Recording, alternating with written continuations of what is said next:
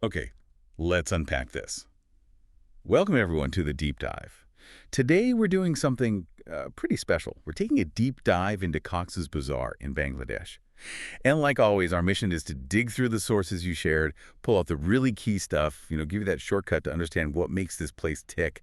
And honestly, right off the bat, there's this one massive thing about Cox's Bazar. It's got the longest natural sea beach in the world. Seriously, we're talking 120 kilometers. Just try to picture that, stretching right along the Bay of Bengal. It's huge. It is a staggering number, isn't it? And it really, it grabs your attention straight away. But it's more than just a number. It really defines the place. It's down in southeastern Bangladesh, part of the Chattagram division.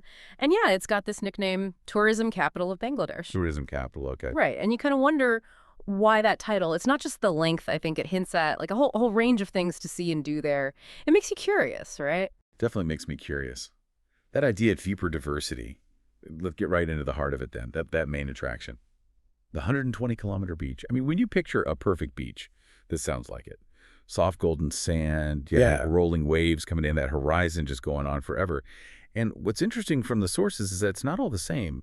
You've got these popular spots like Laboni Point, Kolatoli Beach, Suganda Beach, places with more buzz. Exactly. And what's really compelling about that huge length is you get such different vibes. You can be right in the middle of things, where it's bustling with people, local vendors, lots of energy.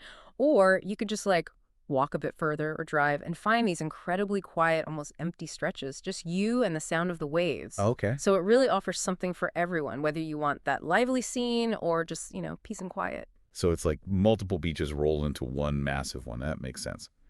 And the sources say the coast nearby has even more to offer, right? Not just that main stretch. Like Himchari, it mentions waterfalls there and hilltop views overlooking the coast. Yeah, Himchar is fascinating. You get those different perspective hills, greenery, those cascades coming down, and the sea view. It's quite dramatic. Okay, wow. And then there's Inani Beach, too. What's special about that one? Inani's known for its coral stones. You see them scattered on the beach, which is pretty unique. Coral stones on the beach. Yeah, and the water there is often described as really clear.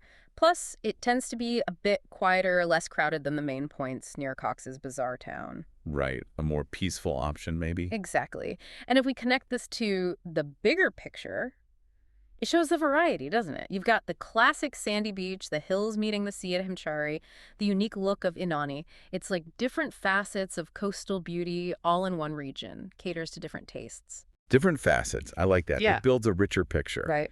Okay, so beyond the immediate coast, is St. Martin's Island worth the trip?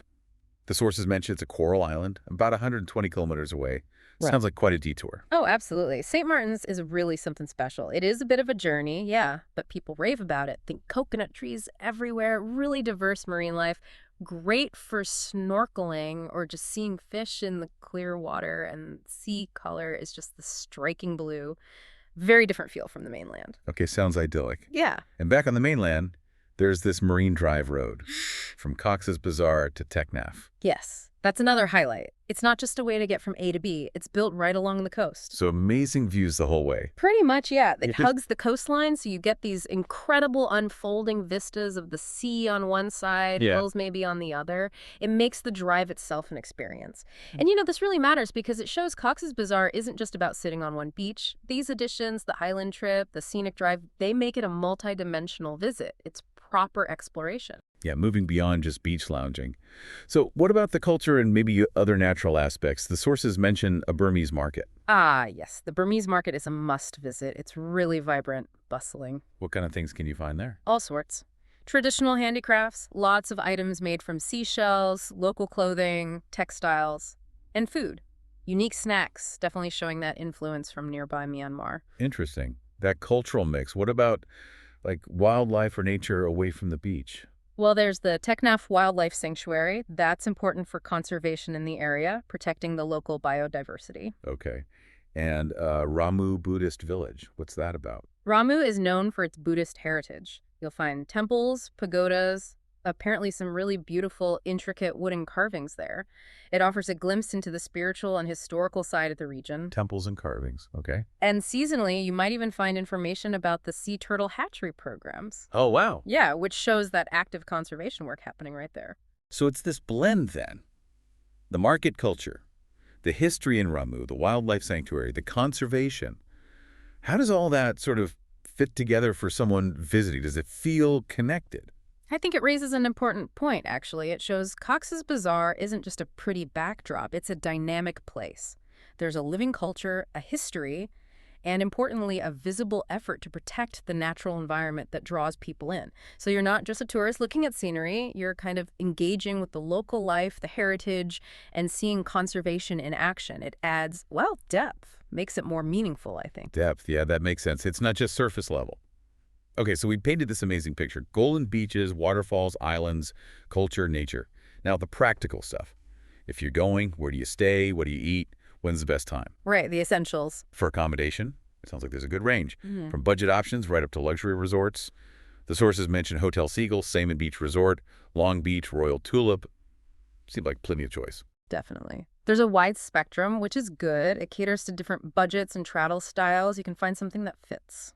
And the food. You mentioned Burmese snacks, but what about main meals? Seafood must be big, right? Oh, absolutely. Being right on the Bay of Bengal, fresh seafood is a major highlight. Think prawns, lobster, various kinds of fish, crab, often cooked simply to let the freshness shine. Sounds delicious. Yeah. And alongside that, you'll find traditional Bengali cuisine, which is rich and flavorful, plus those Burmese influence dishes we talked about. Lots to try. Okay, good variety. And the best time to actually go. The ideal window is generally November to March. Why then? That's typically the dry season. The weather is pleasant, not too hot, less humid, and importantly, the sea tends to be calmer. Calmer seas. Better for swimming or boat trips, maybe. Exactly. It just makes for a more comfortable and enjoyable experience overall, especially if you want to spend a lot of time outdoors or on the water, like visiting St. Martin's. Got it. November to March. Yeah. It combines everything really, the comfortable stay options, the amazing local food, and visiting during that prime season just lets you make the most of what Cox's Bazar offers. Perfect. So last practical bit. Yeah. Getting there. How easy is it? Pretty accessible, actually. Sources say you can fly from Dhaka. How long does that take? Yeah, flying from Dhaka is probably the quickest way. It's only about an hour's flight. Very efficient. Just an hour. Wow. Okay. And by road. Buses. Yep, buses are a common option. You can get them from Dhaka or Chattogram. How long would that take, roughly? It's a longer journey, as you'd expect, maybe 8 to 12 hours, depending on your starting point and, traffic conditions. Right, traffic is always a factor. But it's a well-trodden route. Lots of services run that way. So while it takes time, it's definitely doable and connects you right to this incredible spot. Okay, so it's reachable, whether you fly or take the scenic longer route. So wrapping this up, what does this all mean for you, the listener?